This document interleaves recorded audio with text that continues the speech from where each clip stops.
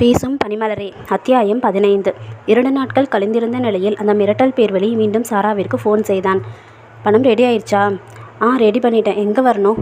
அவன் ஏதோ ஒரு ஹோட்டலில் இருக்கும் காட்டேஜுக்கு வர சொல்ல, இல்லை அங்கெல்லாம் நான் வரமாட்டேன், எங்கேயாச்சும் பப்ளிக் பிளேஸ்க்கு வந்து வாங்கிக்கோங்க என்றாள். பப்ளிக் பிளேஸ்க்கு பணம் கைமாத்துறதெல்லாம் ரிஸ்க். ஸோ நான் சொன்ன இடத்துக்கு வரணும். இன்னும் 2 மணி நேரத்தில் பணத்தோடு வந்து சேரு என்று விட்டு அவன் ஃபோனை வைத்து விட்டான். வேறு வழியின்றி பணத்தை எடுத்து ஒரு பெரிய ஹேண்ட்பேக்கை எடுத்துக்கொண்டு அவன் சொன்ன ஹோட்டலுக்கு கிளம்பினாள். அங்கு கதிரும் கௌதமிடம் பேசி சாராவின் முகத்திரையை கிழிப்பதாக கூறி அதே ஹோட்டலுக்கு தான் அவளை கூட்டி வந்திருந்தான். கௌதம், இங்கே நில்லு, பார்த்துக்கிட்டே இரு, இன்னும் கொஞ்ச நேரத்தில் சாரா அந்த காட்டேஜ்குள்ளே போவா என்று அவன் சொல்லி வாயை மூடவில்லை. அதற்குள் சாரா வரவும் அவன் சொன்னது போலவே அந்த காட்டேஜினுள் நுழையவும் சரியாக இருந்தது. அதை கண்ட கௌதமின் முகத்தில் முன்போல் அதிர்ச்சி இருக்கவில்லை. பார்த்து அவனுக்கு பழகிவிட்டது போலும். வா, அவளை கையும் களவுமா பிடிக்கலாம் என்று சொல்லி கௌதமை அங்கு அழைத்து சென்றான். அவள் அப்பொழுதுதான் அந்த மிரட்டல்காரனிடம் பணம் கொடுத்துவிட்டு அவனிடம் கராராக மீண்டும் மிரட்டினால் போலீஸுக்கு போய்விடுவேன் என்று சொல்லி கொண்டிருந்தாள். திடீரென்று அந்த அறைக்குள் நுழைந்த கதிரையும் கௌதமையும் பார்த்து அவள் விழிகள் அப்படியே விரிந்தது. இவர்கள் எப்படி இங்கு வந்தார்கள் என்று அவள் யோசிக்கும் முன்னரே கதிர் பேச ஆரம்பித்து விட்டான். கௌதம், இப்பயாச்சும் நம்புறியா? நான் சொன்னதெல்லாம் உண்மைன்னு. அவன் அப்படி சொன்ன ஒரு நொடியிலேயே அவளுக்கு புரிந்து போனது, இவையெல்லாம் கதிரின் திட்டம்தான் என்பது. கௌதம் சாராவை பார்த்து, இங்கே என்ன பண்ணுற என்று கேட்கவும் தலை குனிந்தவள், அது பாஸ் என்று எதுவும் பேசாமல் தயங்கினாள். கௌதம், அவள் எப்படி சொல்லுவா? அதுதான் அவளோட கள்ளக்காதலனோட பிடிச்சிட்டோமே, இன்னும் எதனா போய் சொல்லி தப்பிக்கலான்னு பிளான் பண்ணுறாளோ என்னமோ. கதிரின் இந்த வார்த்தைகளை கேட்ட பிறகு அவளின் ஒவ்வொரு அணுவும் கூசி குறுகி போயிடுச்சு.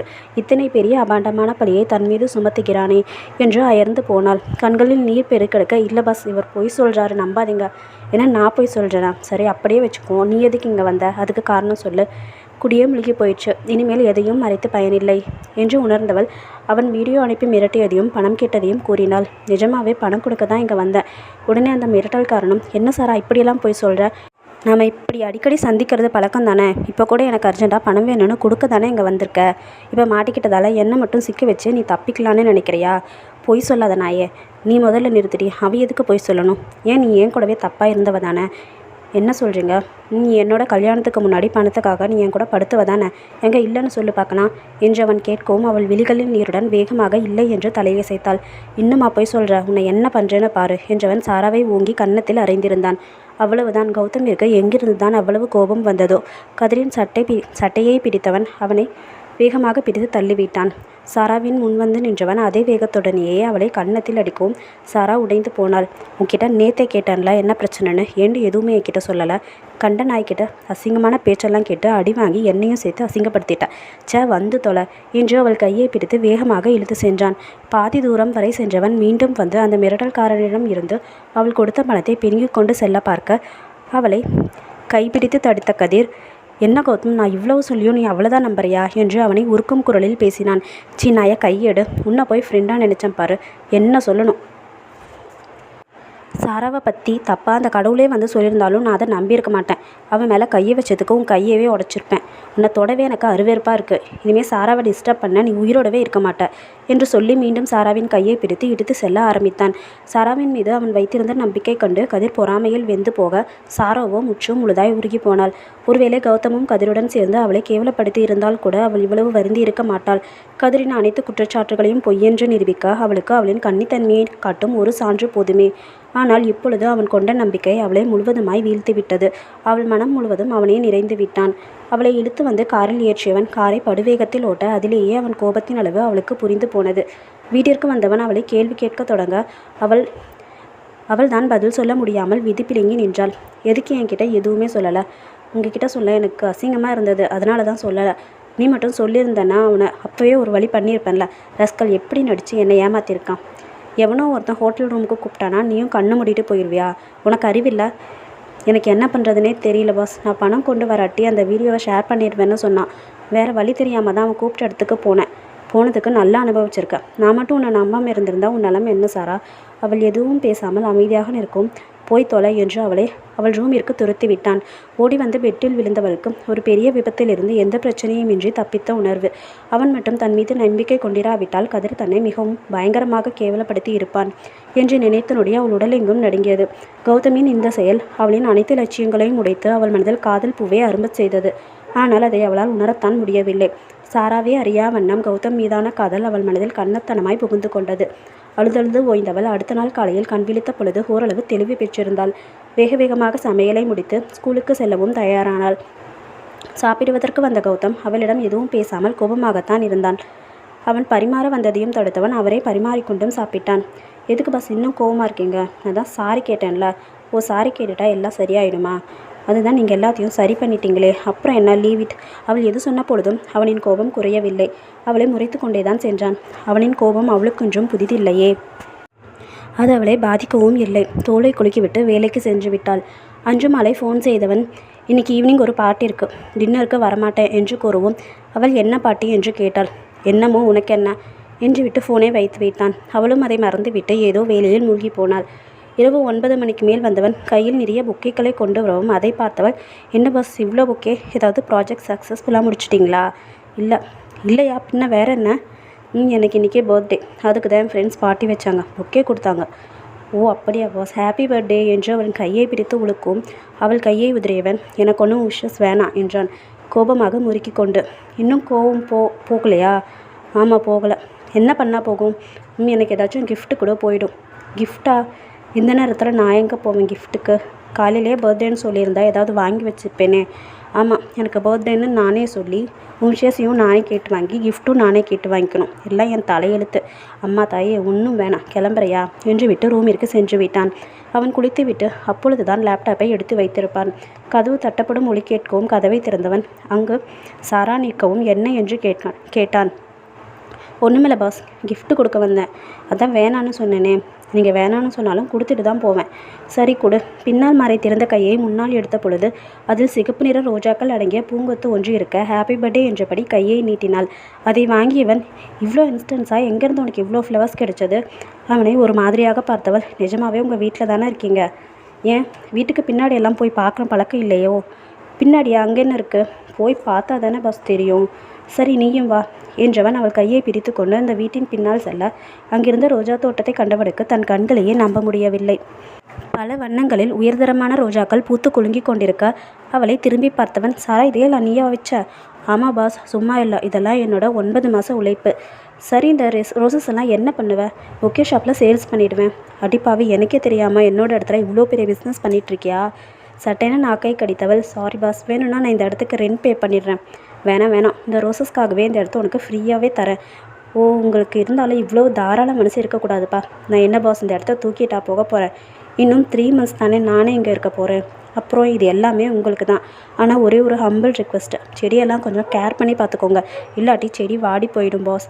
இவ்வளவு நேரம் அவனுக்கு இருந்த இதம் அவள் சொன்ன சொற்களில் காணாமல் போயிருந்தது. திடீரென அவன் முகம் மாறுவதை கண்டவள், என்ன பாஸ் திடீர்னு ஒரு மாதிரி ஆயிட்டிங்களே, ஏன்? நத்திங் சாரா என்றவனிடம், சரி வாங்க உள்ளே போகலாம் என்றாள். நீ போ, நான் கொஞ்ச நேரம் கழித்து வரேன் என்று அவன் சொல்ல உடன் இவளும் கிளம்பி சென்று விட்டாள். அங்கிருந்து ஒரு சிமெண்ட் பெஞ்சில் அமர்ந்தவனுக்கு சாராவின் மீது தனக்கு காதல் வந்துவிட்டதோ என்கின்ற சந்தேகம் வலுப்பெற்றது. லேகா விட்டு சென்ற உடனேயே சாராவை விரும்பத் தொடங்கிய மனதை எண்ணி வெட்கினான். அவள் சொன்னது போல் இன்னும் 3 மாதங்கள் மட்டுமே அவள் தன்னுடன் இருக்கப் போகிறாள். அதன் பிறகான அவன் நிலைமை அவனுக்கே பரிதாபமாக இருந்தது. இவ்வளவு நாளும் தனது தந்தைக்காகவும் பாட்டிக்காகவும் மட்டுமே அவள் தன்னுடன் இருக்க வேண்டுமென எண்ணியவன் தனக்கும் அவள் வேண்டுமென்று துடிக்கும் மனதை எண்ணி இப்பொழுது துடித்து போனான். இந்த விஷயம் மட்டும் சாராவிற்கு தெரிந்தால் அவள் அவனை எவ்வளவு கேவலமாக நினைக்கக்கூடும். வேண்டவே வேண்டாம். அவள் சொன்ன 3 மாதங்களுக்கு பிறகு அவளை அனுப்பிவிட வேண்டும். அதன் பிறகு வரும் பிரச்சனைகளை தானே தனித்து நின்றுதான் சமாளிக்க வேண்டும் என்று முடிவு செய்த பிறகே அவனால் நிம்மதி அடைய முடிந்தது. ஆனால் அடுத்த நாளே அவனது நிம்மதியை கெடுக்க லேகா கௌதமிற்கு ஃபோன் செய்தாள். புது நம்பரிலிருந்து ஃபோன் வரவே அதை எடுத்தவனுக்கு அது லேகா என்றதும் சற்று பதட்டமடைந்தான். ஹலோ கௌதம், சாரி, அன்றைக்கி நான் உங்ககிட்ட அப்படி பேசியிருக்கக்கூடாது. என்னால் உங்களை மறக்க முடியல, என்னை மன்னிச்சிருங்க ப்ளீஸ் என்று லேகா கெஞ்சவும் அவளுக்கு என்ன பதில் சொல்வது என்று தெரியாமல் கௌதம் அழைத்து போனான். பேசும் பனிமலரே அத்தியாயம் 16. லேகா ஃபோன் செய்து கௌதமிடம் சாரி கேட்கவும் முதலில் மலைத்தவன் பின்னர் தெளிவான மனதுடனேயே, இல்லை லேகா, ஐம் சாரி, இப்போ எனக்கு உன் மேலே லவ் இல்லை. பொய் சொல்லாத கௌதம். நான் எதுக்கு பொய் சொல்லணும்? நிஜமாவே நான் உன்னை மறந்துட்டேன். திரும்ப உன்னை லவ் பண்ணுற மாதிரி ஐடியா எதுவும் எனக்கு இல்லை. ஓ, உன்னை இந்த அளவுக்கு அவன் மயக்கி வச்சிருக்காளா? ஏய், என்ன சொல்கிற? கதிரன் எனக்கு ஃபோன் பண்ணார். அந்த சாரா அவ்வளவு கேவலமாக இருக்கவும் அப்பயும் நீ அவ்வளோதான் விடமாட்டேங்கிறியாமே, அந்த அளவுக்கு அவகிட்ட நீ மயங்கிட்ட. ஷெட்டப் லேக்கா, அவளை பற்றி பேச உனக்கு எந்த தகுதியுமே கிடையாது. என்ன எனக்கு தகுதி இல்லை? அப்போ அவளுக்கு மட்டும் எல்லா தகுதியும் இருக்கா? ஆமாம், அதில் உனக்கு என்ன சந்தேகம்? இல்லை கௌதம், நீ பொய் சொல்கிற.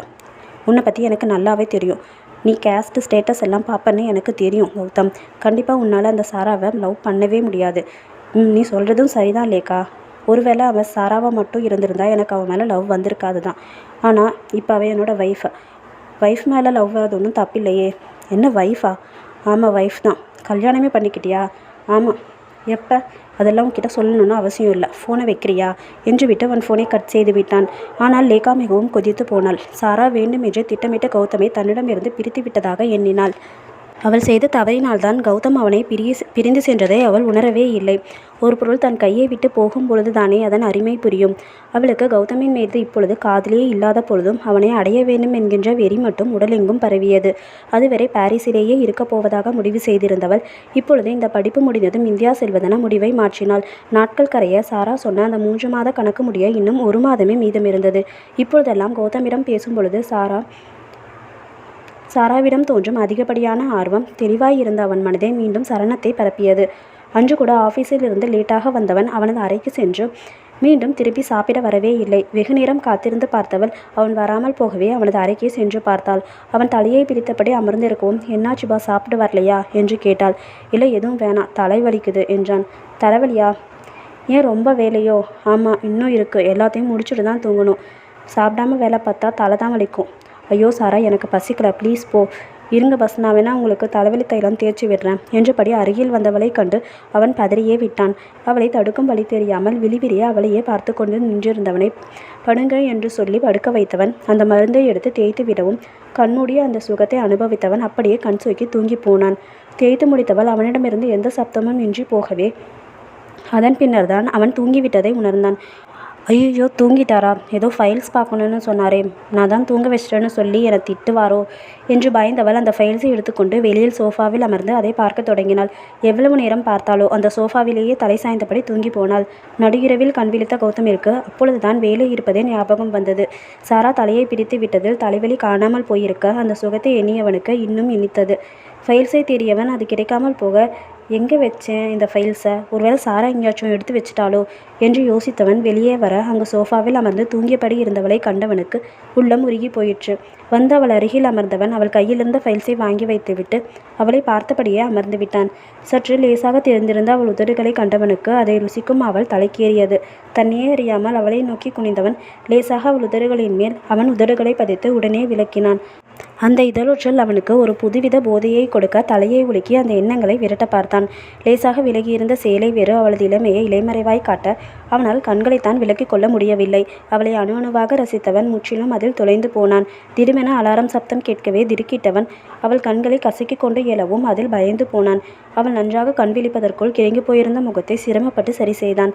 எழுந்தவள் அவனை பார்த்து, என்ன பஸ், இந்த நேரத்தில் எதுக்கு இங்கே வந்தீங்க? அது ஃபைல்ஸை காணோன்னு வந்தேன் பாஸ். நீங்கள் தூங்கிட்டீங்க, அதான் நானே எல்லாத்தையும் பார்த்துட்டேன். இன்னும் கொஞ்சம் தான் பேலன்ஸ், கொஞ்ச நேரம் கழித்து பார்க்கலான்னு தான் அலாரம் வச்சுட்டு தூங்கினேன். நீங்களே பார்த்துக்கிறீங்களா என்று கேட்டவள் எழுந்து அவளறைக்கு சென்று விட்டாள். அதன் பிறகு அவனுக்குத்தான் உறக்கமும் வரவில்லை, தூங்கவும் பிடிக்கவில்லை. அவன் மனம் போகும் போக்கு அவனுக்கு மிகவும் புதியதாய் இருந்தது. தன்னை நம்பி வந்திருக்கும் பெண்ணை கண்களாலேயே துகிலுறுவது எத்தனை கேவலமான செயல். அவன் நீ தாலி கட்டவும் பொண்டாட்டி தானே என்று கேட்ட மனசாட்சியை அடக்கி வைத்தவன். அது அவளை பொறுத்த வரையில் திருமணமும் இல்லை, அவன் கட்டியது தாலியும் இல்லை. அவளை மட்டும் தன்னை காதலிக்கும்படி செய்தால் எப்படி இருக்கும் என்று யோசித்தவனுக்கு அதற்கான வழிதான் பிடிபடவில்லை. ஏற்கனவே அவள் அவனை காதலிக்க தொடங்கிவிட்டதை அவன் அறியாமல் போனது அவனது முட்டாள்தனமே.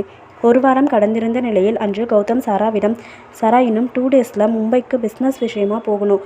போனால் வர 5 டேஸ் ஆகும். அது வரைக்கும் தனியாக இருந்துப்பையா என்று கேட்டான். எனக்கு என்ன பாஸ் பயம், தனியாக இருந்துப்பேன், நீங்கள் போயிட்டு வாங்க என்று புன்சிரிப்புடனேயே சொன்னவளை பார்த்து எப்படி 5 நாட்கள் இந்த முகத்தை பார்க்காமல் இருக்கப் போகிறோமோ என்கின்ற ஏக்கம் அரிக்க தொடங்கியது.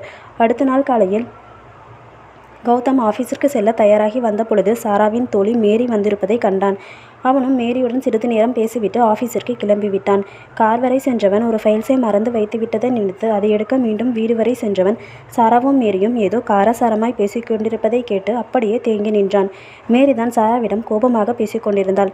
சாரா, நீ என்ன நல்லா ஏமாத்திட்ட. என்ன சொல்கிற மேரி என்று சாராவின் குரல் மிகவும் தாழ்ந்திருந்தது. நான் என்ன சொல்ல வரேன்னு உனக்கு தெரியலையா? நிஜமாவே தெரியல. பொய் கூட சொல்ல ஆரம்பிச்சிட்டல. சாரா அமைதியாக இருக்கும். அவருக்கு ஒய்ஃபாக நடிக்க போகிறேன்னு என்கிட்ட சொல்லிவிட்டு நிஜமான ஒய்ஃபாகவே மாறிட்டல. உனக்காக நான் இவ்வளோ நாள் வெயிட் பண்ணதே வேஸ்ட்டு. உன்னை போய் நம்பினேன் பாரு, என்ன சொல்லணும். இல்லை மேரி, என்ன இல்லை, நீ முதல்ல என் கண்ணை பார்த்து பேசு. அப்படி எதுவும் இல்லைன்னா நீ தைரியமாக என் கண்ணை பார்த்து பேசியிருப்ப. நீ அந்த கௌதம் கிட்ட பேசினப்ப நான் கவனித்தேன். உன் கண்ணில் தெரிஞ்சது காதல் தான் இல்லை என்ற அழுக்குரலில் அவசரமாக அதை மறுத்தவள் மேரியின் கைப்பிடித்து கெஞ்ச ஆரம்பித்தாள். நீ முதல்ல கையை எடு. நீ என்ன வேணால் ஏமாற்றலாம், ஆனால் கர்த்தரை ஏமாற்ற முடியாது. நீ அவருக்கு செஞ்ச ப்ராமிஸை மறந்துட்ட. இதை கண்டிப்பாக நான் எதிர்பார்க்கவே இல்லை. இதுக்கான தண்டனை உனக்கு கண்டிப்பாக கிடைச்சே தீரும் சாரா. நான் வரேன் என்று சொல்லி கிளம்பியவள் மீண்டும் திரும்பி, நான் எதுக்கு திரும்பி இங்கே வரப்போகிறேன் என்று விட்டு புறப்பட்டாள். அவர்களின் உரையாடலில் உறைந்து நின்ற கௌதம் அவள் வருவதை உணர்ந்து வேகமாக சென்று ஒளிந்து கொண்டான். அவள் சென்றதும் வெளியில் வந்தவன் சப்தமில்லாமல் காரை கிளப்பிக் கொண்டு சென்று விட்டான். ஆஃபீஸில் கௌதமிற்கு ஒரு வேலையும் ஓடவில்லை. மனம் முழுவதும் சாராவையே சுற்றி வந்தது. அவனும் அவளை காதலிப்பது தெரிந்ததும் அவன் மனம் மகிழ்ச்சியில் நிறைந்து போனது. இப்போதோட மாலையாகும், வீட்டிற்கு போகலாம் என்று மிகவும் ஆவலுடன் காத்திருந்தான். வழக்கத்திற்கும் அதிகமான வேலை இழுத்ததால் அவன் வீடு வந்து சேர இரவே ஆகிவிட்டது. வந்தவன் சாராவை தேட அவள் எங்கும் கிடைக்கவில்லை. ஒருவேளை அவளது அறையில் இருப்பாள் என்று எண்ணியவன் அவனது அறைக்கு சென்று குளித்துவிட்டு வந்தான். அப்பொழுதும் அவள் இல்லாமல் போகவே அவளது அறைக்குத்தான் சென்றான். அவள் அங்குதான் தூங்கிக் கொண்டிருந்தாள். அவளை எழுப்பியவன், ஏன் சாரா இந்த நேரத்தில் தூங்கிட்டு இருக்க? தூக்கம் வந்தது, அதுதான் தூங்கிட்டேன். அவளின் சிவந்து வீங்கியிருந்த கண்கள் அப்பட்டமாய் அவள் அழுதிருப்பதை காட்டியது. அழுதியா? அவள் பேசாமல் இருக்கும். சாரா, உன்னை கேட்குறேன், எதுக்கு அழுத? இல்லைவா, அம்மா ஞாபகம் வந்தது, அதனால தான் அழுதேன் என்று பொய்யுரைத்தாள். சரி வா சாப்பிட்லாம். வேணாம் பாஸ், நான் டின்னர் எதுவும் ப்ரிப்பேர் பண்ணலாம், நீங்கள் வேணால் வெளியிலே சாப்பிட்டுக்கோங்க. சரி, நான் போய் ஏதாச்சும் வாங்கிட்டு வரேன், அதுக்குள்ளே திரும்பவும் தூங்கிடாத. 10 மினிட்ஸில் வந்துடுறேன் என்று விட்டு அவளை கூட்டி வந்து ஹாலில் அமர வைத்து விட்டு சென்றான்.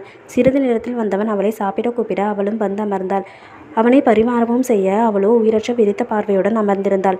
சரா, சாப்பிடு என்று அவன் அதட்டவும் 2 வாய் எடுத்து உள்ளே வைத்தவள் அதை மிகவும் கஷ்டப்பட்டு விழுங்கினாள். அதன் பிறகு தட்டில் அலைந்து கொண்டே இருந்தவள் பின்னர் எழுந்து செல்ல பார்க்க, சாப்பிடலையா என்று அவன் கத்தவும், போதும் பாஸ் என்று வாய்க்குள்ளேயே முணுமுணுத்துவிட்டு சென்று விட்டாள். அவள் எதற்காக அழுகிறாள் என்று அவனுக்கு நன்கு புரிந்தது. இருந்தாலும் அவளை எப்படி சமாதானப்படுத்துவது என்றுதான் அவனுக்கு தெரியவில்லை. அடுத்த நாளும் ரூமை விட்டு வெளியே வராமல் இருக்கவே அவளை வலுக்கட்டாயமாய் கூட்டி வந்து அவனை காஃபியையும் டிஃபனையும் செய்து கொடுத்தான். ஆனால் அவள் எதையுமே உணரும் நிலையில் இல்லை. அவளின் உயிரற்ற பார்வை அவன் மனதையும் உருக்கியது. பெயருக்காக சிறிது கொதித்தவள் மீண்டும் அறையிலேயே சென்று முடங்கிக் கொண்டாள். மீண்டும் வந்து அவளை எழுப்பியவன், சாரா, இன்னைக்கு ஈவினிங் நான் மும்பைக்கு போகிறேன், நீ தனியாக இருந்துப்பல்ல என்று அவன் கேட்கும். அவள் சரி என்று தலையை மட்டும் அசைத்தாள். ஒழுங்காக சாப்பிடுவியா? உன்னை இந்த நிலைமையில் தனியாக விட்டுட்டு போக எனக்கு மனசே வரல. ஆனால் ரொம்ப முக்கியமான மீட்டிங் சாரா, நான் போயே தான் ஆகணும். அவள் ஏதாவது பேசுவாள் என்று காத்திருந்தவனுக்கு அவள் அமைதியாக இருக்கும் ஒரு பெருமூச்சை வெளியேற்றியபடி ஆஃபீஸிற்கு கிளம்பி போனான். மாலை சீக்கிரமே வீட்டிற்கு வந்தவன் மும்பை செல்ல தயாராக. சாரா இன்னும் அவள் அறையிலேயே தான் இருந்தாள். அவளை பார்க்க சென்றவன், சாரா, நான் போயிட்டு வரேன், பத்திரமா இருந்துப்பல்ல? இருந்துப்பேன். சரி, அட்லீஸ்ட் வந்து என்னை அனுப்பி வைக்கிறதுக்காச்சும் வரலாம்ல.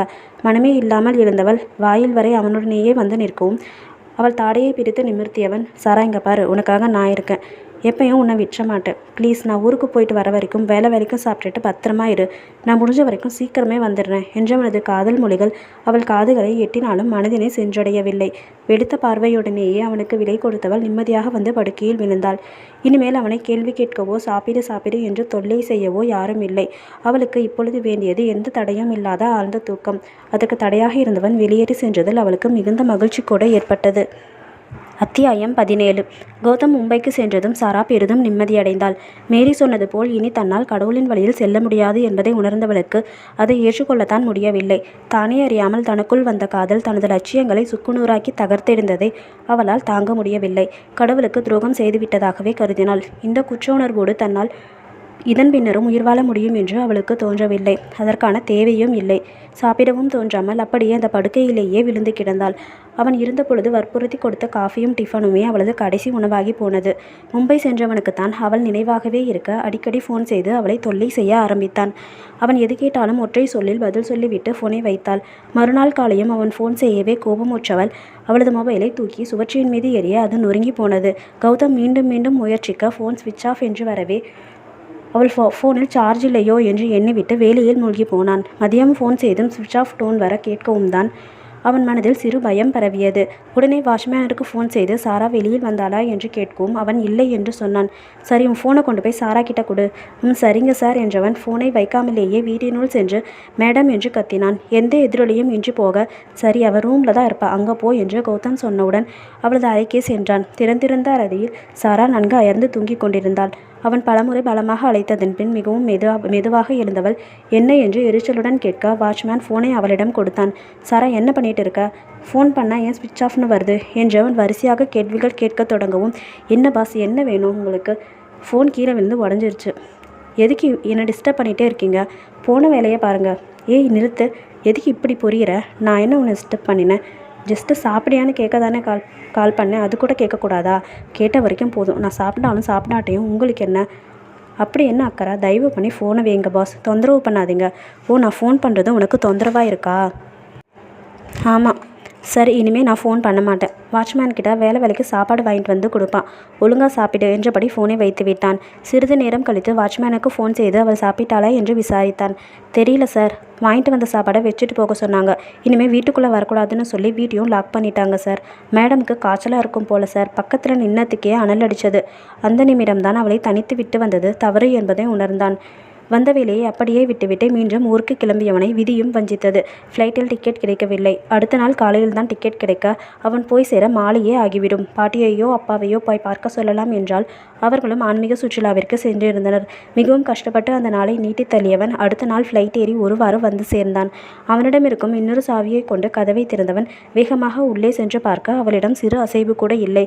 மிகவும் பயந்து போனவன் அவள் கன்னத்தை பிடித்து வேகமாக தட்ட அது சில்லென்று இருக்கவும் மூச்சு வருகிறதா என்று பார்த்தவனுக்கு அந்த பரபரப்பில் ஒன்றுமே தெரியவில்லை. ஆழ்ந்த மூச்சுக்களை வெளியேற்றி தன்னை சமன்படுத்தியவன் அவள் நெஞ்சில் காதை வைத்து நன்கு உற்று கேட்டான். ஏதோ ஒரு ஓரத்தில் மிகவும் பலகீனமான லேப்டாப் ஒலி அவனுக்கு கேட்கவே சற்று நிம்மதியடைந்தவன் அவளை தூக்கி கொண்டு போய் ஹாஸ்பிட்டலில் சேர்த்தான். அவளை பரிசோதித்த டாக்டர் அவனிடம் வந்து, நீங்க யாரோ, உங்க ஹஸ்பண்டா என்க. அவனும் ஆமாம் என்பது போல் தலையசைத்தான். என்னாச்சு? ஃபீவராக இருந்துச்சு போல. நானும் ஊருக்கு போயிட்டதால கவனிக்கல. ஆள் இல்லாமல் இப்படி ஆயிடுச்சு டாக்டர். ஒன்றும் பிரச்சனை இல்லையே என்று அவன் கேட்க, ரொம்ப லேட்டாக கூட்டிகிட்டு வந்துட்டீங்க. பொழைக்கிறது ரொம்ப கஷ்டம். எதனாலும் இன்னும் ஒரு நாள் கழித்து தான் சொல்ல முடியும் என்று விட்டு அவர் சென்று விட கௌதம் தான் வேறற்ற மரமாய் இருக்கையில் அமர்ந்தான். அந்த நொடியில் தான் உணர்ந்தான் அவள் எந்த அளவு தன்னுள் கலந்து விட்டாள் என்பதை. அவள் சென்ற பிறகு அவனுக்கு வாழ்க்கை ஒன்று இருப்பதாகவே அவனுக்கு தோன்றவில்லை. உலகமே சூனியமானதைப் போல் இருந்தது. எதுவுமே செய்ய தோன்றாமல் உயிரற்ற உடலாய் பல மணி நேரம் அமர்ந்திருந்தவனை ஒரு நர்ஸ் வந்து வேகமாக உலுக்கினாள். டாக்டர் உங்களை கூப்பிடுறாங்க, சீக்கிரமாக போங்க என்று துரத்தினாள். உயிரை கண்ணில் தேக்கி கொண்டு ஓடி வந்தவனிடம், அந்த பொண்ணுக்கு பல்ஸ் ரொம்ப இறங்கிருச்சு, பக்கத்தில் போய் ஏதாச்சும் பேசுங்க. நீங்கள் பேசுகிறது அவங்க மூளையை எட்டி வாழணுங்கிற துடிப்பு அவங்களுக்கு வந்தால் மட்டும்தான் அவங்க உயிர் பழப்பாங்க. ஸோ போய் பேசுங்க சார் என்றார். தட்டு மாறிய அந்த ஐசியூவின் அறைக்குள் நுழைந்தவன் வாடிய கொடியாய் இருந்தவளை கண்டு உள்ளுக்குள் நொறுங்கி போனான். என்ன சொல்லி இவளை உயிர்ப்பிப்பது என்று அவனுக்கு சுத்தமாக புரியவில்லை. தன்னுடைய காதல் மொழி அவளின் மனதினை எட்டுமா என்பது அவனுக்கு தெரியவில்லை. ஆனால் சாரா அங்கு ஏதோ ஒரு புதிய லோகத்தில் இருப்பது போல் உணர்ந்தாள். யாரோ தன் கையை பிடித்து இழுத்துச் செல்ல பார்க்க அவரிடம், யார் நீங்க என்று வினவினாள். அந்த உருவம் அவளிடம், உன்னை கர்த்தரிடம் அழைத்து செல்கிறேன் வா என்று கூப்பிட, அவளோ, ஐயோ நான் வரமாட்டேன், அவர் எனக்கு ரொம்பவும் கொடுமையான தண்டனையை கொடுப்பாரு. இல்லை, அவர் உனக்கு எந்த தண்டனையும் கொடுக்க மாட்டார். நீ செஞ்ச தப்புக்காக உயிரையே கொடுத்துட்டியே. கர்த்தர் உன்னை ரொம்பவும் நேசிக்கிறாரு. வா என்று அந்த உருவத்துடன் கையை பிடித்தவாறு வெகு தூரம் நடந்தாள். திடுமென ஒரு குரல் சாரா என்று அழைக்க அப்படியே நின்றவள் அந்த உருவத்திடம், யாரோ என்னை கூப்பிடுறாங்க, ஒரு நிமிஷம் நில்லுங்க என்றாள். சரி என்று அதுவும் அவளுடனேயே நிற்க அவள் அந்த குரலை உற்று கவனிக்க தொடங்கினாள். கௌதமோ சாராவின் கையை பிடித்து அழுதே விட்டான். சாரா, நான் என்ன சொன்னான்னு என் கூட இருப்பேன்னு எனக்கு தெரியல. என்னை விட்டுட்டு மட்டும் போயிடாதடி ப்ளீஸ், அப்புறம் நானும் உன் கூடவே வந்துடுவேன் என்றவனது குரலில் இருந்த உறுதி அவளை அசைத்து பார்த்தது. சாரா, ஐ லவ் யூ என்று சொல்லி அவன் கூற சாராவோ பயந்து அந்த உருவத்தின் கையை இறுக்கி பிடித்தாள். ஒரு நிமிடம் கூட தாமதியாமல், வாங்க சீக்கிரம் போகலாம் என்று அதை பிடித்து இழுக்க அந்த உருவமும் அசையாமல் நின்றது. கர்த்தர் இப்போ உன்னை கூப்பிடல, நீ திரும்பவும் போயிடு என்று கட்டளையிட்டது.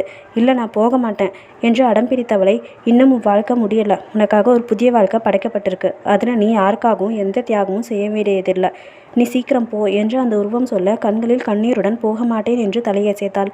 உடனே கோபமுற்ற அந்த உருவம் அவளை பிடித்து வேகமாக தள்ளிவிட்டது. ஏதோ மிக உயரத்திலிருந்து கீழே விழுந்தவளுக்கு ஒரு கை பிடிபடவே அதை கெட்டியாக பிடித்து கொண்டாள்.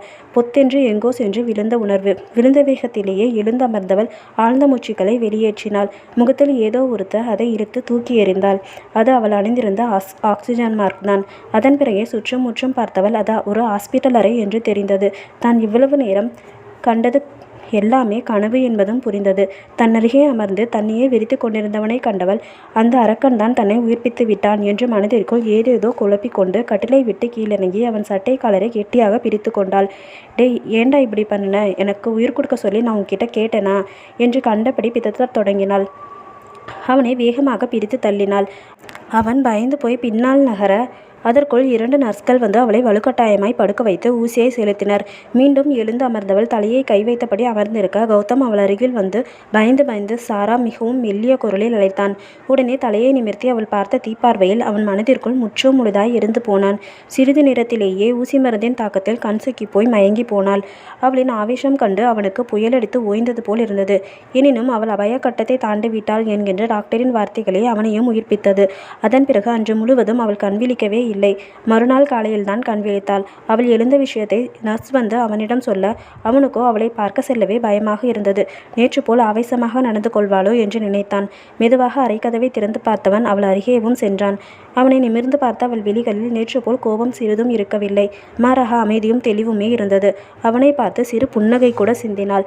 நடப்பது கனவோ எனும்படி எண்ணியவன் தனது கையையே பிடித்து கிள்ளி பார்த்தான். ஆனால் அவன் செயலில் அவள் முகம்தான் வாடிப்போனது. மீண்டும் ஓட்டிற்குள் சுருண்ட நத்தையானாள். அவனிடம் பேச விருப்பமில்லாததை போல் திரும்பி படுத்து கண்மூடி கொண்டாள். அவன் இந்த வித்தியாசமான செயல்களை கண்டவனுக்கு எதுவும் புரியவில்லை. எப்படியோ அவள் சரியாகிவிட்டாள் என்பதே அவனுக்கு பெருத்த நிம்மதியை கொடுத்தது. அத்தியாயம் 18. ஹாஸ்பிட்டலில் சேர்ந்து 2 நாட்களிலேயே சாரா மிகவும் தேறிவிட்டாள். அன்று காலையில் கௌதம் அவளை காண வந்த பொழுது கூட மிகவும் தன்மையாகவே பேசினாள். சாரி பாஸ், அப்படி நான் உங்ககிட்ட நடந்துட்டு இருக்கவே கூடாது. ஏன் அப்படி நடந்துக்கிட்டேன்னே தெரியல, ஐம் சாரி என்றாள். அவன் தான் அவளிடம் ஒரு வார்த்தை கூட பேசவில்லை. அவன் பேசவில்லை என்றதும் அவளும் பேசுவதை நிறுத்திவிட்டாள். மேலும் 3 நாட்கள் சென்ற பிறகு டிஸ்சார்ஜ் செய்து அவளை வீட்டிற்கும் கூட்டி சென்றான். அதன் பிறகும் இருவருள்ளும் எந்த உரையாடல்களும் நடைபெறவில்லை. மீண்டும் ஸ்கூலுக்கு செல்ல ஆரம்பித்தாள். 1 வாரம் சென்றிருந்த நிலையில் பள்ளிகளுக்கு கோடை விடுமுறை அறிவிக்கப்படவே அதன் பிறகு எங்கும் செல்லாமல் வீட்டினுள்ளேயே அடைந்திருந்தவளுக்கு மிகவும் சலிப்பு தோன்றியது. கௌதமும் அவளிடம் சுத்தமாக பேசுவதில்லை. அவனுக்கு தன் மீது என்ன கோபம் இருக்கக்கூடும் என்று யோசித்து களைத்து போனாள். அவளுக்கு அவன் மீது இருக்கும் காதலை வெளிப்படுத்துவதில் சிறிதும் விருப்பமில்லை. வேறு ஒரு பெண்ணை காதலிப்பவன் மேல் தனக்கு வந்த கண்மூடித்தனமான காதலால் தான் எண்ணியிருந்த வாழ்க்கை பறிபோனதில் அந்த காதலின் மீதே அவளுக்கு வெறுப்பு தோன்றியிருந்தது. இனிமேலும் அவனுடன் இருக்கும் முட்டாள்தனத்தை செய்ய விருப்பமில்லாதவளாய் இதற்காக வேணும் அவனிடம் பேசித்தான் தீர வேண்டும் என்று முடிவு செய்தாள். அன்று அவன் ஆஃபீஸிலிருந்து வந்ததும் உங்ககிட்ட கொஞ்சம் பேசணும் என்று சொல்லி அவன் முன் வந்து நின்றாள்.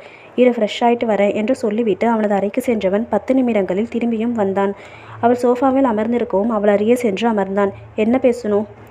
ஐ திங்க் நான் கிளம்பலான்னு இருக்கேன். எங்கே? என் வீட்டுக்கு தான். சரி, எப்போ திரும்பி வருவ? பாஸ், நான் எதுக்கு திரும்பி வரணும்? நமக்குள்ளே நடந்த 1 இயர் டீலிங் முடிஞ்சிருச்சு. ஸோ நான் கிளம்புறேன். என்னது டீலிங் முடிஞ்சிருச்சா? இல்லையே. பாஸ், விளையாடாதீங்க. நான் எதுக்குமா உன் கூட விளையாட போகிறேன்? லேகா வந்தால் தான் நம்ம டீலிங் முடியுது என்றவனை கொலைவெறியோடு பார்த்தாள். சரி, லேகா எப்போ வருவாங்க? எனக்கு தெரியாதே. பாஸ், என்னை சீட் பண்ண பார்க்காதீங்க. நீங்கள் ஒத்துக்காட்டியும் நான் கிளம்ப தான் போகிறேன். சாரா, உன்னை அவ்வளோ ஈஸியாக நான் விட்டுருவேன்னு நினச்சியா என்றவனது குரலில் தெரிந்த உறுதி அவளை அசைத்து பார்த்தது. பாஸ், வேணாம். அப்புறம் நான் உங்கள் பாட்டிக்கிட்ட போய் எல்லா உண்மையும் சொல்ல வேண்டி வரும் என்று அவளது கடைசி ஆயுதத்தை பயன்படுத்தினாள். அதற்கு அவன் கண்டிப்பாக பணிந்து விடுவான் என்று தான் நினைத்தாள். ஏற்கனவே ஒரு முறை அடிபணிந்தவன் தானே. ஓ, அப்படியா மேடம்? பாட்டிக்கிட்ட போய் என்னென்னு சொல்வீங்க? நமக்கு மேரேஜ் ஆகலைன்னு சொல்வேன். எனது மேரேஜ் ஆகலையா? அப்போ உன் கழுத்தில் தொங்குதே தாலி, அது யார் கட்டினது? அவனது கேள்வியில் உறைந்து போய் அவனை நோக்கினாள். உன்னை தான் கேட்குறேன் சாரா, பதில் சொல்லு. பாட்டியோட முன்னாடி தானே உன் கழுத்தில் தாலி கட்டினேன். அப்புறம் அவங்கக்கிட்டே போய் கல்யாணமே நடக்கலைன்னு சொன்னால் அவங்க சிரிக்க மாட்டாங்களா? இல்லை, என்னை ஏமாற்ற பார்க்காதீங்க, அது ட்ராமா தானே அப்படின்னு நீயா நினச்சிக்கிட்டா அதுக்கு நானா பொறுப்பு? எப்பயாச்சும் நமக்கு நடந்த மேரேஜ் ஃபேக்குன்னு நான் உங்ககிட்ட சொல்லியிருக்கேனா? ஆனால் நான் அப்படி தான் நினச்சேன். சரி, நீ நினைக்கிற மாதிரியே இருக்கட்டும். ஆனால் அது என் கூட நீ இருக்க வரைக்கும் மட்டும்தான். என்னை விட்டுட்டு போகணும்னு நினச்சேன்னா அந்த மேரேஜை உண்மையான மேரேஜாகவும் என்னால் மாற்ற முடியும். கௌதம் இப்படி மாற்றி பேசுவான் என கனவிலும் யோசிக்காதவள் உண்மையாகவே மிரண்டு தான் போனாள். ஆனால் ஏன் பாஸ், என்னை இப்படி பிளாக்மெயில் பண்ணுறதால உங்களுக்கு என்ன கிடைக்க போகுது? எனக்கு எதுவும் கிடைக்க வேணாம். நீ மட்டும் என் கூட இருந்தால் அதுவே போதும். அதான் ஏன்னு கேட்குறேன். ஏன்னா நான் உன்னை லவ் பண்ணுறேன். உளராதீங்க. உங்களுக்கு எப்படி என் மேலே லவ் வரும்? ஏன் வரக்கூடாது? ஏன்னா நீங்கள் தான் ஏற்கனவே லேகா மேடம் லவ் பண்ணுறீங்களே. பண்ணேதான், பட் இப்போ அவன் மனசில் இல்லை, நீ மட்டும்தான் இருக்க. ஐயோ பாஸ், நீங்கள் அவங்கள எப்படி லவ் பண்ணீங்கன்னு எனக்கு நல்லாவே தெரியும். முட்டாள்தனமாக எந்த டிசிஷனும் எடுக்காதீங்க. மேபி உங்களுக்கு என் மேலே வந்தது ஜஸ்ட் ஒரு க்ரஷ்ஷாக கூட இருக்கலாம்.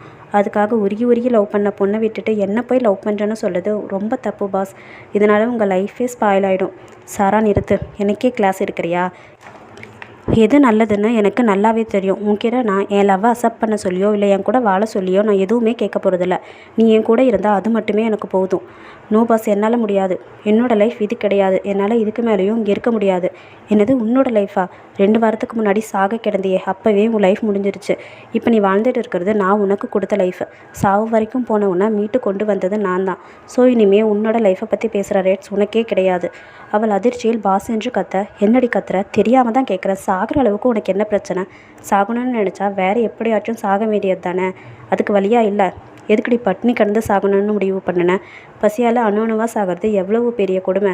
அதை உனக்கு எவ்வளோ வழியாக கொடுத்துருக்கும். அத்தனையும் தாங்க உன்னால் எப்படி முடிஞ்சது? உனக்கு அவ்வளோ வைராக்கியமா? பாஸ், எனக்கு இப்போ தான் புரியுது. நான் திரும்பவும் அப்படி ஏதாவது தப்பான முடிவெடுத்துருவேன்னு தானே நீங்கள் என்ன லவ் பண்ணுறேன் அது இதுன்னு போய் சொல்லி என்னை டிஸ்ட்ராக்ட் பண்ண பார்க்குறீங்க. நீங்கள் கவலைப்படாதீங்க பாஸ். நான் இப்போ மென்டலாக ரொம்ப ஸ்ட்ராங்காக இருக்கேன். ஸோ எந்த தப்பான முடிவும் எடுக்க மாட்டேன். அது மட்டும் இல்லாமல் அப்போவுமே கூட என்னோடய இன்டென்ஷன் சூசைட் பண்ணிக்கிறது கிடையாது. நான் பண்ண தப்புக்கான தண்டனையாக தான் அதை நினச்சேன். ஸோ நீங்கள் எனக்காக எந்த தியாகமும் பண்ண தேவையில்லை. ஒரு பெருமூச்சை வெளியேற்றியபடி அவள் அருகே நெருங்கி அமர்ந்தவன் அதிர்ச்சியில் செல்லிட்டு போயிருந்த அவள் கையை எடுத்து அவன் கைகளில் வைத்தான். சாரா, நீ நினைக்கிற மாதிரி நான் ஒன்றும் அவ்வளோ நல்லவன் கிடையாது. நான் உன்னை லவ் பண்ணுறதுக்கு காரணம் அது கிடையாது. வேற என்ன பாஸ்? அது எனக்கே தெரியலையே. நான் இப்போ இல்லை, ரொம்ப நாளுக்கு முன்னாடி இருந்தே உன்னை லவ் பண்ணுறேன் என்று சொன்னான். அவன் பிடித்திருந்த கையை அவனிடமிருந்து வெடுக்கென்று பிடுங்கியவள், நீங்கள் ரொம்ப தப்பு பண்ணுறீங்க. நான் உங்கள் கூட இருந்தால் உங்கள் லைஃப் கண்டிப்பாக சந்தோஷமாக இருக்காது. பரவாயில்ல, எனக்கு நீ மட்டும் போதும். பாஸ், உங்களுக்கு ஏதாச்சும் பைத்தியம் பிடிச்சிருக்கா? ஆமாம், உன் மேலே தான் பைத்தியம் பிடிச்சிருக்கு. இப்படியெல்லாம் பேசாதீங்க பாஸ். அப்புறம் நான் என்கிட்ட நல்லா அனுபவிப்பீங்க. அப்படியா? உன்னால் என்ன பண்ண முடியும்னு நினைக்கிற சாரா? பண்ணும்போது பாருங்கள் பாஸ், தலையை பிச்சுக்கிட்டு நீங்களாவே என்னை விரட்டிவிட போகிறீங்க.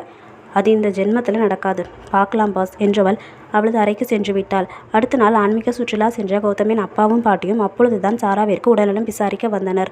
அவர்களிடம் இன்முகத்துடனேயே பேசி அனுப்பி வைத்தாள். அதன் பிறகு வந்த நாட்கள் கௌதமிற்கு அவ்வளவு உவர்ப்பானதாக இருக்கவில்லை. சாரா சொன்னது போலவே செய்தும் காட்டினாள். அனுதினமும் ஏதாவது ஒரு காரணத்தை தேடி அவனிடம் சண்டையிடத் தொடங்கினாள். வேண்டுமென்றே அவனுக்கு பிடிக்காத உணவையும் பிடிக்காத வண்ணம் செய்து வைத்தாள். ஆனாலும் எப்படி சமைத்து போட்டாலும் முகம் மாறாமல் சாப்பிட்டுவிட்டு போபவனை அவளால் மட்டும் என்ன செய்துவிட முடியும்? சில நாட்கள் எதுவும் செய்து வைக்காமல் முகத்தை தூக்கி வைத்துக்கொண்டு அறையிலேயே அடைந்து கிடப்பாள். அந்த நாட்களில் அவனே சாப்பாடு வாங்கி வந்து அவளுக்கு ஊட்டியும் விடுவான். அதில் அவள் மனம் பாகாய் உருகி போகும். எவ்வளவு படித்தினாலும் சிறு முகசுளிப்பு கூட இல்லாமல் தன் மீது அன்பு புரிபவனை அவனால் வெறுக்க முடியவில்லை. ஆனால் அவன் காதல் மீது அவளுக்கு நம்பிக்கை இல்லை. லேகாவை பார்த்தால் அவன் மனம் மீண்டும் அவளிடம் சென்றுவிடும் என்று நிச்சயமாய் நம்பினாள். அவளை பிரிந்து செல்வதே தனக்கு மிகவும் நல்லது என்று நினைத்தாள். முன்பை விட அதிகமாய் அவனிடம் காய ஆரம்பித்தாள். அனைத்தையும் பொறுத்து கொண்டு கல்லென நிற்பவனை கண்டு அவளுக்கு எரிச்சலாக வந்தது. அன்று கௌதம் ஆஃபீஸிற்கு சென்ற பிறகு பாட்டி சாராவை பார்க்க வந்திருந்தார். பொதுவாக சில விஷயங்களை அவளிடம் பேசிக்கொண்டிருந்தவர் திடீரென எப்போ குழந்தை பெற்றுக்க போகிற என்று கேட்கவும் மிகவும் தடுமாறி போனாள். கல்யாணமாகி வருஷத்துக்கும் மேலாச்சு. இப்படியே இருந்தால் என்ன அர்த்தம்? ஏதாச்சும் தள்ளி போட்டிருக்கீங்களா? இல்லை பாட்டி, அப்படி எதுவும் இல்லை. சரிவா, நம்ம போய் டாக்டர்கிட்ட ஒரு டெஸ்ட் பண்ணிட்டு வந்துடலாம் என்று அவர் கூப்பிட மிரண்டு போனாள். போகலாம், ஆனால் அவர்கிட்ட ஒரு வார்த்தை சொல்லிட்டு போகலாமே. வேணாம், அவன்கிட்ட சொன்னால் வேணான்னு கூட சொல்லிடுவான். நாம மட்டும் போகலாம் என்று அழைத்து சென்றார். என்கிட்டயா சவால் விட்றா? இன்னைக்கு நீ செத்தட மகனே என்று உள்ளுக்குள் கௌதமை நினைத்து சிரித்து கொண்டாள் சாரா. ஹாஸ்பிட்டலுக்கு சென்று அனைத்து டெஸ்ட்டுகளும் செய்து முடிக்கப்பட டாக்டர் வந்து பார்ப்பதற்கு இருவரும் சென்றனர். சாராவை ஒரு மாதிரியாக பார்த்த டாக்டர் பாட்டியிடம் திரும்பி, சொல்லுங்கம்மா, என்ன பிரச்சனை என்று கேட்டார். என் பேரனுக்கும் இந்த பொண்ணுக்கு கல்யாணம் ஆகி வருஷத்துக்கும் மேலாச்சுங்க. ஆனால் குழந்தை இல்லை. அதான் டெஸ்ட் பண்ணி பார்க்கலான்னு வந்தோம். கல்யாணமானதெல்லாம் சரிதாங்க, ஆனால் குழந்தை பெற்றுக்கிறதுக்கு நடக்க வேண்டியதெல்லாம் நடக்கணும்ல. என்னம்மா சொல்கிறீங்க என்று பாட்டி கேட்க, அந்த பொண்ணு இன்னும் வெஜினாவே தான் இருக்கா. அப்புறம் எப்படி குழந்தை பிறக்கும் என்று குண்டை தூக்கி பாட்டியின் மீது போட்டார். அதில் அதிர்ந்து போனவர் சாராவை நோக்கி, உங்களுக்குள்ள ஒன்றும் நடந்ததில்லையா என்று கேட்க, என்ன பாட்டி நடக்கணும் என்று அப்பாவியாய் அவரை திரும்பி கேட்டாள். அவ்வளவுதான். கோபம் தலைக்கேற, எல்லாம் என் தலையெழுத்து, அவனுக்கு இன்னைக்கு இருக்கு என்று கௌதமை பார்க்க ஆஃபீஸிற்கு கிளம்பி விட்டார். சாராவிற்கு தான் சிரிப்பையே அடக்க முடியவில்லை. ஒரு வாரம் ஆட்டோ பிடித்து வீடு வந்து சேர்ந்தாள். ஆஃபீஸில் வந்த பாட்டியை கண்டவன், ஏன் பாட்டி, என்னாச்சு என்று விசாரித்தான். குடியே முழுகி போச்சு. என்ன பாட்டி சொல்கிறீங்க? நீ வீட்டில் ஒருத்தியை கூட்டிகிட்டு வந்து வச்சிருக்கியே, அவன் நிஜமாவே உன் பொண்டாட்டி தானா? அவனுக்கு ஏதோ தவறு என்பது புரிபட, ஆமாம், ஏன் பாட்டி என்று கேட்டான். அதை எப்படி கேட்பது என்று புரியாமல் தடுமாறியவர், உங்களுக்குள்ள ஒன்றுமே நடக்கலையா ஏன் என்று கேட்டார். என்ன பாட்டி கேட்குறீங்க? இன்றைக்கி உன் பொண்டாட்டியை கூட்டிகிட்டு ஹாஸ்பிட்டலுக்கு போயிருந்தேன். அவளை டெஸ்ட் பண்ண டாக்டர் அவள் இன்னும் கண்ணியே கழியலன்னு சொல்கிறாரு. இதுக்கு என்ன அர்த்தம்? அவர் கேட்ட கேள்வியில் விக்கித்து போனவன் அவருக்கு என்ன பதில் சொல்வது என்று புரியாமல் நின்றான். இதில் சாரா ஏதோ சதி செய்திருக்கிறாள் என்பது அவனால் புரிந்து கொள்ள முடிந்தது. இது அவளின் அடுத்த தாக்குதல். இதையும் எதிர்கொண்டுதான் ஆக வேண்டும். சாரா கிட்ட கேட்டதுக்கு குழந்தை பிறக்க என்ன பண்ணணும்னு என்னையே திரும்ப கேட்குறா. என்னடா இதெல்லாம்? நீ இதே கேள்வியை என்னை கேட்பியோ என்று அவர் கேட்க அவனுக்கு அவமானமாகி போனது. நீங்கள் நினைக்கிற மாதிரி இல்லை பாட்டி, நாங்கள் 2 பேரும் கொஞ்ச நாள் லவ் பண்ணலான்னு பார்த்தோம். இல்லைடா, நீ சொல்கிறது எதுவும் நம்புற மாதிரியே இல்லை. கூடிய சீக்கிரம் இதுக்கு ஒரு முடிவு கட்டுறேன் என்று சொல்லி சென்ற பார்ட்டியை பார்த்தவனுக்கு சாராவின் மேல் அத்தனை கோபம் வந்தது. அதே கோபத்துடனேயே வீடு நோக்கி காரை படுவேகத்தில் செலுத்தினான். பேசும் பனிமலரே. அத்தியாயம் 19. சாராவின் மேல் கடும் கோபத்தில் இருந்த கௌதம் வெகு வேகத்தில் காரை ஓட்டி போய் வீட்டின் முன் நிறுத்தினான். வீட்டிற்குள் நுழைந்தவன் அங்கு டிவி பார்த்தபடி அமர்ந்திருந்த சாராவை கண்டு ஏ என்று கத்தியபடியே அவள் அருகில் வந்து அவள் கையை பிடித்து தூக்கி நிறுத்தினான். பாட்டியோட எதுக்கு ஹாஸ்பிட்டலுக்கு போனேன் என்று கண்களில் கனல் தெறிக்க கத்தினான். அவன் கோபத்தை சிறிதும் சட்டை செய்யாமல் ஃபஸ்ட்டு என் கையை விடுங்க என்று அவனிடமிருந்து கையை உருவ திண்டாடினாள். நான் கேட்டதுக்கு பதில் சொல்கிறேன், முதல்ல கையை விடுங்க, கையை பிடிக்கிற வேலையெல்லாம் வச்சுக்காதீங்க என்று அவள் கூறவும் சட்டென அவள் கையை விட்டுவிட்டான். அவன் பிடித்த இடத்தில் அவளுக்கு கஞ்சி போய் சிவந்திருந்தது. கையை தேய்த்தபடி அவனை முறைத்தவள் இப்போ கேளுங்க என்றாள். எதுக்கு பாட்டியை கூட்டிகிட்டு ஹாஸ்பிட்டலுக்கு போனேன்? ஒன்றும் அவங்கள கூட்டிகிட்டு போகலை, அவங்க தான் என்னை ரொம்ப கம்பல் பண்ணி கூட்டிகிட்டு போனாங்க. சரி, அவங்களே கூட்டிகிட்டு போயிருந்தாலும் நீ என்கிட்ட சொல்லிட்டு தானே போயிருக்கணும். ஐயோ, உங்களுக்கு ஃபோன் பண்ணேங்க, உங்களுக்கு தான் ரீச் ஆகலை. பொய் சொல்லாத சாரா. ஆமாம், பொய் தான். இன்னும் எவ்வளோ நாளைக்கு தான் என்னை மிரட்டியே கூட வச்சுருக்கலான்னு பார்க்குறீங்க? போதும் பாஸ், விட்டுருங்க. லேகா மேடமை மேரேஜ் பண்ணிவிட்டு புது லைஃப்பை ஸ்டார்ட் பண்ணுங்கள். ஏன் பொண்டாட்டி குத்துக்கல்லாட்டம் இருக்கும்பொழுது நான் இதுக்கு இன்னொரு பொண்ணை கல்யாணம் பண்ணிக்கணும்? பாஸ் வேணாம், இது மாதிரி பேசாதீங்க. அப்படி தான் பேசுவேன். நான் ஆல்ரெடி சொல்லியிருக்கேன், நீ என்னை விட்டுட்டு போகலான்னு ட்ரை பண்ணால் நமக்கு நடந்த மேரேஜை உண்மையாக மாற்றிடுவேன்னு. இந்த பூச்சாண்டியெல்லாம் என்கிட்ட காட்டாதீங்க. இப்போ உங்கள் பாட்டிக்கு என்ன பதில் சொல்ல போகிறீங்க? பேசாமல் என்னை விட்டுருங்க பாஸ். ஒரு நிமிடம் தலையை பிடித்தபடி சோஃபாவில் அமர்ந்து விட்டான். பின்னர் தலையை நிமிர்ந்து அவளை பார்த்தவனின் விழிகள் கலங்கி இருந்தது. அதை பார்த்து அவள் உள்ளமும் கலங்கிதான் போனது. நீயும் என்னை லவ் பண்ணுறேன்னு எனக்கு நல்லாவே தெரியும் சாரா, அதை ஏன் நீ ஏற்றுக்க மாட்டேங்கிற? ஆமாம், நானும் உங்களை லவ் பண்ணுறேன் தான். ஆனால் என்னோடய லவ் ரொம்ப உண்மையானது. உங்ககிட்ட இருக்க பணத்தையோ இல்லை எதையுமோ பார்த்து நான் உங்களை லவ் பண்ணலை. நீங்கள் என் மேலே வச்ச நம்பிக்கையால் மட்டுமே வந்த தூய்மையான லவ். ஆனால் உங்களோட லவ்வில் அந்த பியூரிட்டியே இல்லையே. இவ்வளோ நாள் வேறு பொண்ணை லவ் பண்ணிவிட்டு இப்போ என்ன லவ் பண்ணுறேன்னு சொல்கிற நீங்கள் நாளைக்கே வேறு பொண்ணு பின்னாடி போக மாட்டீங்கன்னு என்ன நிச்சயம்? அவள் கேட்ட கேள்வியில் அவன் சுக்குநூறாய் உடைந்து போனான். எனக்கு உங்கள் காதல் மேலே நம்பிக்கை இல்லை என்று உறுதியாய் கூறினாள். அவனுக்கு அது மிகுந்த வலியை கொடுத்தாலும் அவள் இப்படித்தான் சொல்வாள் என அவன் ஏற்கனவே யூகித்தது தானே. ஆனால் இதற்காகவெல்லாம் அவளை விட்டுவிடும் எண்ணம் அவனுக்கு இல்லை. அவளின் நம்பிக்கையை அடையும் பாதை மிகவும் கடினமானதாகவே இருந்தாலும் அத்தனையும் தாங்க அவன் தயாராகவே இருந்தான். இங்கே பாரு சாரா, நீ நம்பினாலும் நம்பாட்டியும் என்னுடைய லவ் உண்மைதான். அதை நீ புரிஞ்சுக்கிற காலமும் வரும். ஆனால் அது வரைக்கும் உன்னை விடமாட்டேன். என் பாட்டியை எப்படி சமாளிக்கிறதுன்னு எனக்கு நல்லாவே தெரியும். இப்படி ஏதாச்சும் கிறுக்குத்தனமாக பண்ணி என்கிட்ட இருந்து தப்பிக்கலான்னு நினைக்காத என்று விட்டு வந்த பொழுது இருந்த கோபத்தினுடையே திரும்பியும் போனான். சாரா தனது வாழ்க்கை எதை நோக்கி போகிறது என்று புரியாமல் குழம்பி போய் நின்றிருந்தாள். எங்கேயாவது தப்பை ஓடிவிடலாம் என்றாலும் எங்கே செல்வது? கொடைக்கானலுக்கு சென்றாலும் பின்னோடு வந்து கூட்டி வந்து விடுவான். அதை தவிர்த்து வேறு எங்கு செல்லவும் அவளுக்கு தைரியம் இல்லை. வேறு எங்கேயோ போய் புதிய பிரச்சனையில் சிக்கிக் கொள்வதை விட இங்கேயே இருந்து விடலாம். என்றேனும் ஒரு நாள் அவனுக்குமே இந்த வாழ்க்கை சலிப்பை கொடுக்கும். அன்று அவனே தன்னை அனுப்பிவிடவும் கூடும். அதுவரை இங்கு இருப்பதில் அவளுக்கு எந்த கஷ்டமும் இல்லை. இன்னும் சில தினங்களில் விடுமுறை முடிந்து பள்ளியும் திறக்கப் போகிறார்கள். அங்கு செல்ல ஆரம்பித்தால் அந்த பிஞ்சு குழந்தைகளின் மல்லையில் அவளுக்கு அனைத்துமே மறந்து போவாள். அவன் மீதான காதலையும் சேர்த்தே மறக்க வேண்டும் என்று மனதில் உறுதியான முடிவை எடுத்தாள். ஆனால் அவள் எடுத்த அந்த உறுதியான முடிவும் ஒரு நாள் நீர்த்து போகக்கூடும் என்று அவள் கனவிலும் நினைத்திருக்க மாட்டாள். அடுத்த நாள் காலை அவளை பார்க்க வந்த பாட்டி அவளிடம், உங்களுக்குள்ள ஏதாச்சும் பிரச்சனையா? அப்படி எதுவும் இருந்தால் என்கிட்ட சொல்லுமா, நான் பேச்சு சரி பண்ணுறேன் என்று சொன்ன பாட்டியின் மேல் அவளுக்கு பரிதாபமே தோன்றியது. பாட்டி, நீங்கள் நினைக்கிற மாதிரி எதுவும் இல்லை. அவருக்கு பிஸ்னஸில் ஏதோ கோலை அச்சீவ் பண்ணணுமா. ஸோ அது வரைக்கும் எதுவும் வேணான்னு நாங்களே தான் டிசைட் பண்ணினோம். நாங்கள் அப்போவே மேரேஜ் பண்ணிக்கிற மைண்ட் செட்லேயே இல்லை பாட்டி, உங்களுக்காக தான் பண்ணிக்கிட்டோம் என்று அவனுக்கு சாதகமான ஒரு பொய்யை சொல்லி வைத்தாள். மீண்டும் இவரிடம் ஏதாவது சொல்லி அதற்கு அவரிடம் வாங்கி கட்டிக்கொள்ள அவள் தயாராக இல்லை. அவன் வேறு ஏற்கனவே அவர்களுள் சண்டை வரும்பொழுதெல்லாம் நமக்கு திருமணமாகிவிட்டது என்பதை அழுத்தமாய் சொல்லி காட்டுகிறான். இப்பொழுதெல்லாம் அவள் மனமுமே அதை ஏற்றுக்கொள்கிறதோ என்கின்ற சந்தேகம் அவளுள் உறுத்த தொடங்கி இருந்தது. மற்றபடி அவன் கட்டியதாக சொல்லும் அந்த தாலியை கலட்டி வீச அவளுக்கு எவ்வளவு நேரம் ஆகப் போகிறது? மீண்டும் ஏதேனும் சண்டை வந்தால் உரிமை என்று தன்னிடம் நெருங்கி வந்து விடுவானோ என்கின்ற பயம் அவளுள் லேசாக முளைக்க தொடங்கியிருந்தது. வீணாக அவனை சீண்டி பார்க்கும் தைரியமெல்லாம் காணாமல் போகவே பாட்டியிடமும் அவனுக்கு சாதகமாகவே பேசி வைத்தாள். பாட்டியும் அவர்கள் வாழ்க்கையை என்னமோ செய்துவிட்டு போகட்டும் என்று ஒதுங்கிவிட்டார். மீண்டும் நாட்கள் கரைய ஆரம்பிக்க கௌதமும் வேலை என்று ஆஃபீஸையே கட்டிக்கொள்ள, சாராவும் ஸ்கூல் வீடு என்று அவளது வேலையினுடைய மூழ்கி போனாள். இருவருக்குமே மற்றவர்களை பற்றி யோசிக்கும் எண்ணமோ நேரமோ இல்லாமல் போனது. அவர்களிடையே நேரடியான பேச்சுவார்த்தைகளுமே முழுமையாக அற்றுப்போனது. அன்று மாலை சீக்கிரமே வீடு வந்தவன் அவளிடம் வந்து, 2 டேஸில் சொந்தக்காரங்க மேரேஜ் ஒன்று இருக்குது, அதுக்கு நீயும் கூட வரணும். இல்லை, எனக்கு வேலை இருக்குது, நீ வராட்டி கேட்குறவங்களுக்கு என்னால் பதில் சொல்ல முடியாது என்றவன் கெஞ்சலாக கேட்கவும் அவளும் ஒத்துக்கொண்டாள். ஆனால் திருமணம் நடப்பதோ மிகவும் தொலைவில் இருக்கும் ஒரு மலை கிராமத்தில். அங்கு போய் சேரவே 5 மணி நேரத்திற்கும் மேலாகிவிடும். திருமணத்திற்கு முதல் நாள் மதியமே கிளம்பியவர்கள் இரவுதான் வந்து சேர்ந்தனர். வரும்பொழுதுதான் சாரா அதை கவனித்தாள். அது மிகவும் உயரமான மலை. அதில் ஏறவே 2 மணி நேரத்திற்கும் மேலானது. சுற்றிலும் அடர்ந்த காடு. இயற்கை நிறைந்த அந்த இடம் அவளுக்கு மிகவும் பிடித்து போனது. அங்கிருக்கும் ஒரு கோயிலில் திருமணம் நடக்க வேண்டும் என்று அவர்களின் வேண்டுதல் போல என்று எண்ணியவள் அந்த கிராமத்தின் அழகில் தன்னை தொலைத்தாள். ஓகே ஃப்ரெண்ட்ஸ், ஸ்டோரி எப்படி போகுதுன்னு கமெண்ட்டில் சொல்லுங்கள். லைக் பண்ணி சப்ஸ்கிரைப் பண்ணுங்கள் செல்லக்குட்டீஸ். பாய்.